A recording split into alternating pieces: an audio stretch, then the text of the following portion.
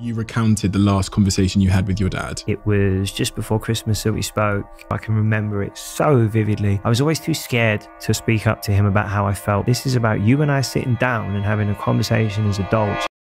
You talked about your documentary then, and I one of the things that when I watched your documentary really stuck out to me was you recounted the last conversation you had with your dad. Mm-hmm.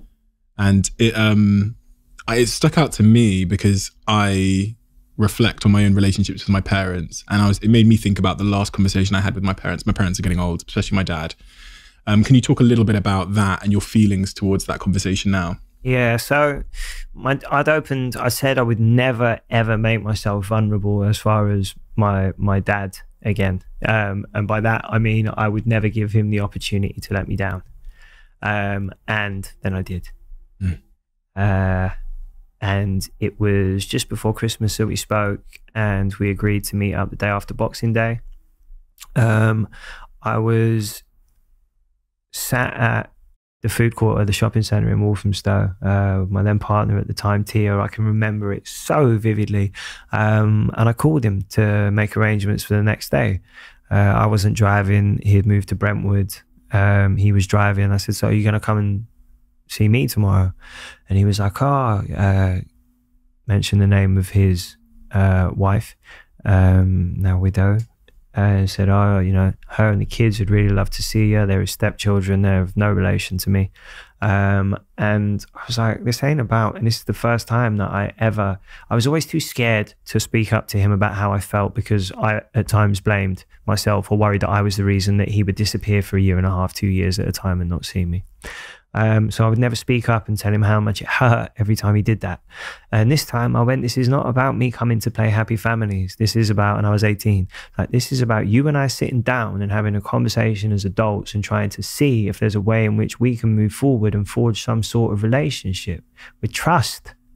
And he was like, oh, what, you know what, if I ever see you again, I'm gonna knock you out. And I wouldn't, I'd have bawled my eyes out and given him a hug.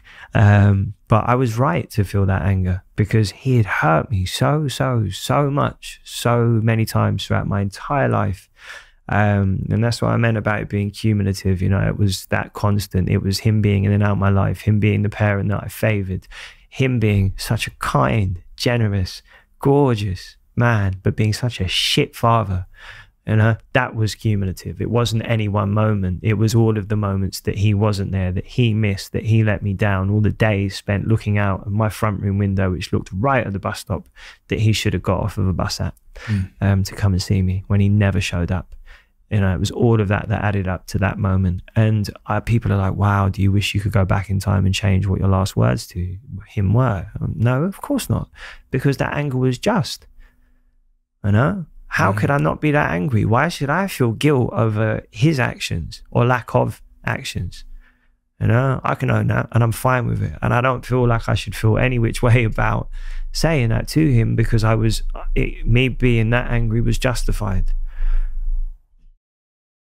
I mean, like, I don't think a lot of people would have even been trying to rectify the situation at that point, right? And a lot of my friends who won't even entertain a conversation with their biological fathers or mothers because they were absent. But have the conversation though. Get to a point where you can let go of, and don't, but the problem is, right, they have a narrative that they have to justify themselves. And this is something that I've learned. So they have a narrative that, and I still have this with members of my family now. If we get into that conversation about the past, they have a narrative which justifies their every choice, which makes it okay, that they have to live with, because I haven't dealt with their shit yet. They're not going to deal with their shit. You know, if they were going to deal with their shit, they would have done it. The chances of me getting those people into, you know, through the door to see a therapist, nil, not happening.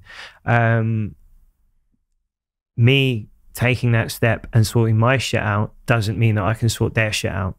It doesn't mean that if I make the room and give them the forgiveness, that they're going to be able to accept that forgiveness and be honest with me, because they still have to hold on to that narrative to justify their decisions, because they haven't made amends with their decisions.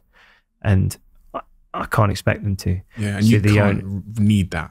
I can't need that, because if I need that, I'm always going to be underwhelmed, offended, Bitter, upset, let down, and bitter. And I don't want to be any of those things. Not least of all, now I have a child that I want. You know, the great thing is my child is born into a world where it's me and my partner, and she's amazing. She's incredible and has done, you know, a lot of the same work that I have in order to get to the place where she's at in her life. And we have this peace because we're able to have open conversations. We're able to discuss things rationally. We're able to be wrong. There's room. We make room for each other to be wrong. You know, we make room for each other to be upset, no matter how irrational. We give each other room and space and time, and we're considerate and we're kind, and we don't, you know, we try our best not to revert to a child and be defensive and offensive because of that. And, you know, it's why we've had a child, because we feel safe with each other. On that point of like moving on, so people in our lives, we all have to move on from things, whether it's a relationship, whether it's trauma, whether it's things that happened when, you know, with our parents, whatever. People tend to think that, you know, they use this phrase a lot. One of my friends was saying it the other day, I just need closure.